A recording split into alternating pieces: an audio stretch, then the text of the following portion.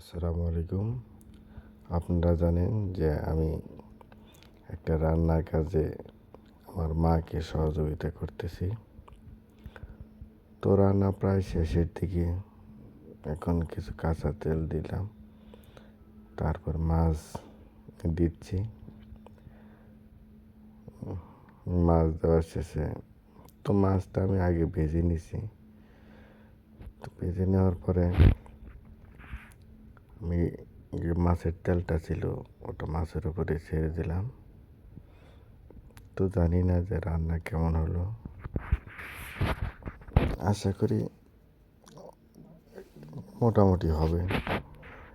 তারপরে মেয়েদের মতো রান্না হবে না, তো যেটুকুন চেষ্টা করছি আমার জন্য ইনশাল্লাহ বেস্ট।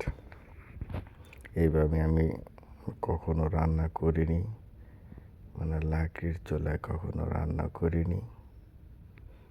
তো অ্যাট ফার্স্ট তো আমার জন্য সবাই দোয়া করবেন যাতে আমি এইভাবে আমার মার সবসময় পাশে থাকতে পারি আর আমার মার সহযোগিতা করতে পারি। কারণ আমার মার অন্য কোনো সন্তান নেই আমি ছাড়া। তো আমি সবসময় চাই যে মা সুখে থাকুক, ভালো থাকুক। সবসময় মার সহযোগিতা করার চেষ্টা করি।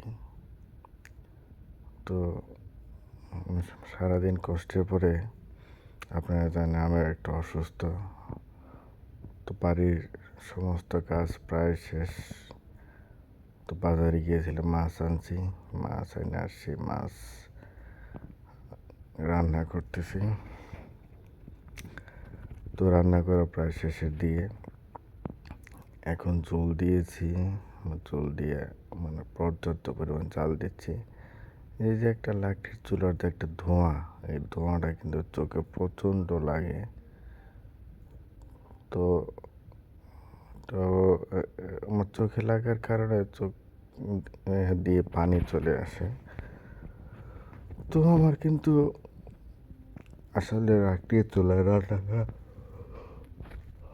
আমার কাছে ভালোই লাগতেছে। তো আরও ভালো লাগতেছে যে আমি আমার মাকে সহযোগিতা করতে পেরে। আপনারা সবাই, আপনাদের কাছে অনুরোধ থাকবে বাবা মাকে সবসময় সহযোগিতার হাত বাড়াবেন। সেটা টাকা দিয়ে হোক বা শারীরিক ভাব দিয়ে হোক, যে কোনোভাবেই আপনারা বাবা মাকে সহযোগিতা করার চেষ্টা করবেন।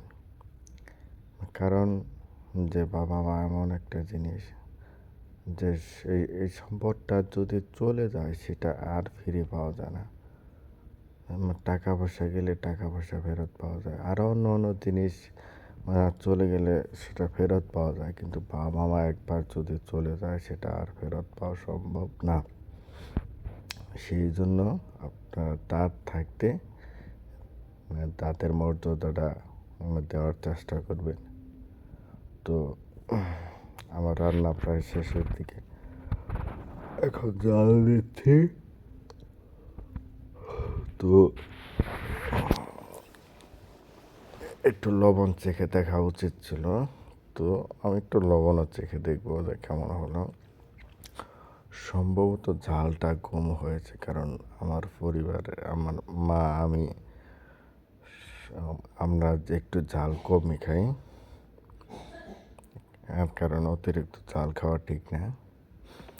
সেই জন্য আমরা ঝাল একটু কমই খাই। একটু মানে লবণটা আর ঝালটা চেখে দেখার চেষ্টা করছি।